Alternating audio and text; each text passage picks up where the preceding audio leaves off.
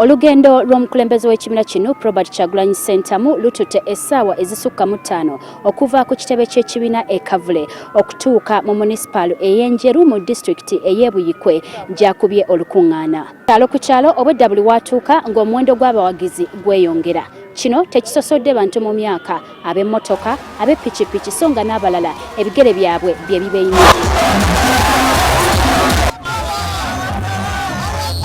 Waliwo n'abanyeenya ku gali benjole n'omukulembeze waabwe mu ngeri y'okulaga obuwagizi bwabwe gy'ali.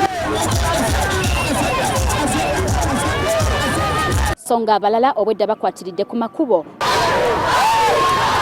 Essaawa zibadde zikunukkiriza 9:30 Robert Kyagulanyi Ssentamu n'ababaka b'ekibiina batambudde nabo ne batuuka ku kisaawe ky'e Butema mu disitulikiti ey'e Buyikwe mu munisipaali y'Enjeru gy'akubye olukungaana. Tukitegedde nti ono okujjayo yasoose kulemesebwa gye yali yategeka olukungaana luno ku munisipaali y'Enjeru.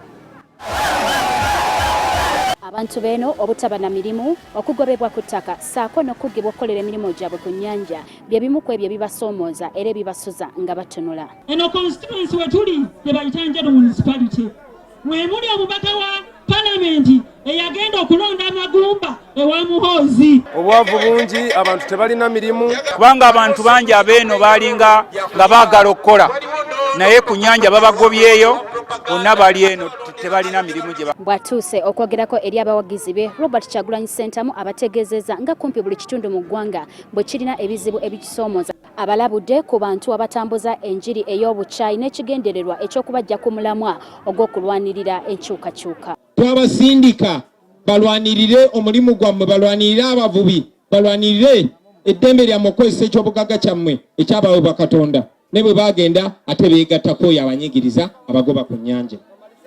Kyagulanyi alaze obwennyamivu olw'abo abajjira ku tiketi y'ekibiina kyokka olw'omuluvu gw'essente ne bava ku mulamwa. Twabeesiga twatunuulira ndabika yaabwe, twabeesiga abamu twatunuulira myaka gyabwe, twabeesiga abamu baatuleetera ebitabo nga baasomako, twabeesiga abalala bajja nga tutunuulira ebbanga lye bamaze mu byobufuzi ndowooza nti oba oli awe experience tujja gikozesa tugizimbireko ekirala.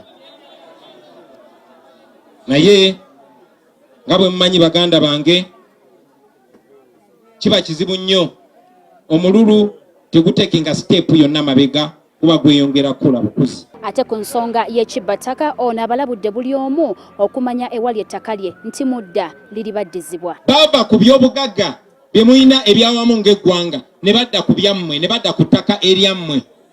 Nkakasa abantu abasinga obungi wano either gwe oba famire yo oba famire ya mukwano gwo babasindikiriza ne babagobaganya ku ttaka lyabwe. Robert Kyagulanyi Ssentamu n'ekibiina kye bakyagenda maaso n'okutalaga ebitundu by'eggwanga eby'enjawulo okusobola okutukiza n'okunoonya obuwagizi bw'ekibiina ng'olunaku olw'enkya ono asuubirwa okubeera mu disitulikiti ey'e Nakasongola.